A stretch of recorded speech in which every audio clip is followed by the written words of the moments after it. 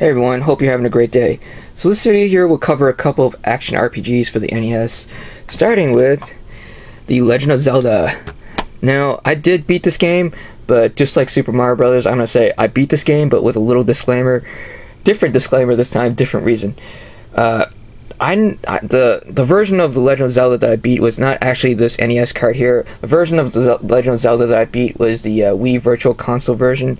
Now, as a kid, I did play this card, but as a kid, I just could never beat this game because I was just not smart enough to figure out stuff like where to randomly place a bomb in order to have it blow up to reveal the secret entrance to the dungeon. Now, the game did come with a map, but as you can see, the map is incomplete. So, anyway, in 2008, I bought my Wii console, and I also bought a couple of Virtual Console games for my Wii. The Legend of Zelda was one of them. And, of course, by 2008, the internet was alive and kicking, so I used every resource possible. I just went all out, used every resource on the internet possible, maps, guides, walkthroughs, any resource that I could get my hands on, and using all those resources, I was able to beat The Legend of Zelda. And I would probably say that without using any of those resources, I would probably never be able to beat The Legend of Zelda. So again, the version of The Legend of Zelda that I beat is the Wii Virtual Console version, and I only beat the first quest though. As many of you know, you beat the game the first time, there's a second quest, and some of the stuff has changed around. Zelda II: The Adventures of Link. Now, as I've told some of you guys, I actually got this game before getting the first game. Why would I get this game before getting the first game? I don't know. I mean, as a kid, I think I knew that this was the second Zelda game, but I know maybe as a kid I didn't know that was the Roman numeral 2, so maybe I thought the name of this game was Zelda II: The Adventures of Link. But anyway, it took me 2.5 years before I managed to beat this game. This game wasn't the only game that I was playing in those 2.5 years though, but there were like 2 areas in the game that I was stuck at.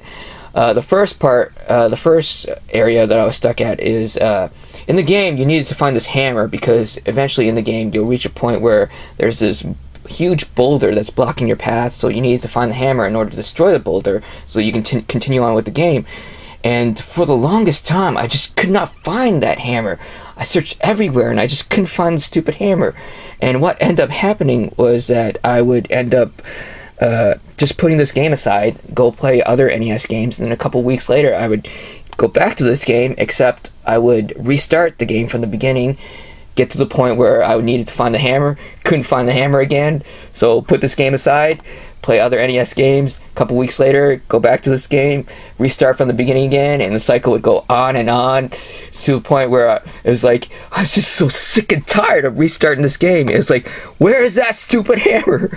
But anyway, when I finally found the hammer, it was like about maybe a year and a half after I got the game.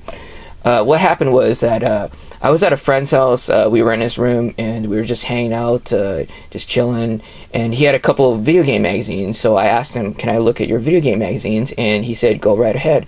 So I was looking at his game magazines, and in one of his magazines, I think it was like a Nintendo Power magazine, but I'm not sure. But in one of his magazines, there was like a map of Zelda II: The Adventures of Link, and that map showed the location of where the hammer was.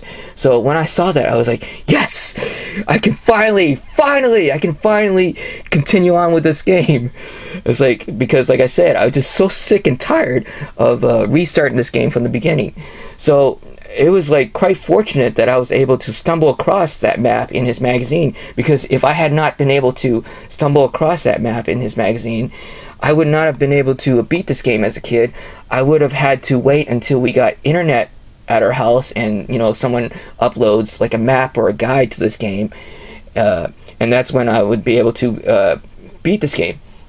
So this does remind me of like another kind of like a funny story.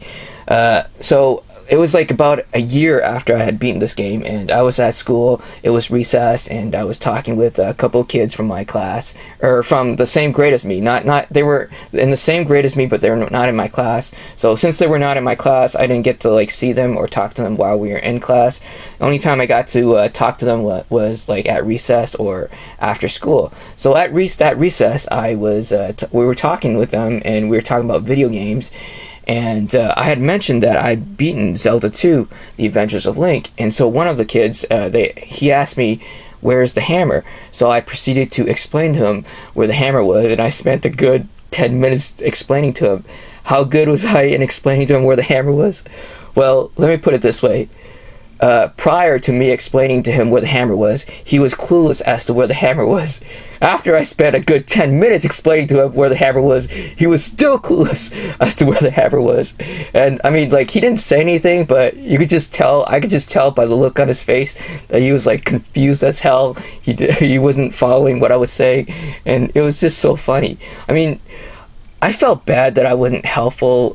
I wasn't really helpful in explaining to him where the hammer was, but at the same time, the look on his face was just so funny. It was just so priceless that I tried my darndest not to laugh at that time because I didn't want to come off as being disrespectful.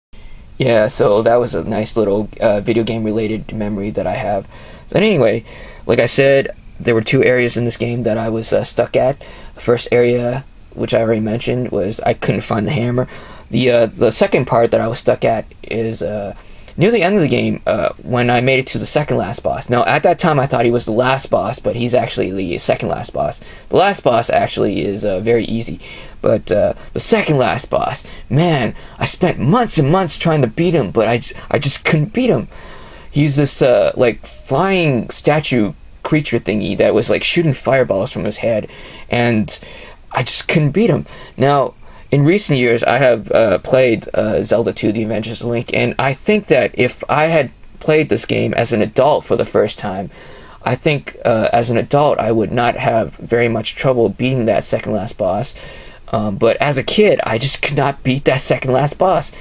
And I've told this story to a couple of you guys, but one of the things I did was there was this one weekend where I would have a sleepover. I would go to a friend's house for a sleepover, and I brought this Zelda II cart with me, and my friend and I, we spent the entire weekend playing this game, trying to beat that second last boss. We took turns playing, and I played, I died, he played, he died, and on, and it was just so frustrating because both of us combined, we just couldn't beat that second last boss.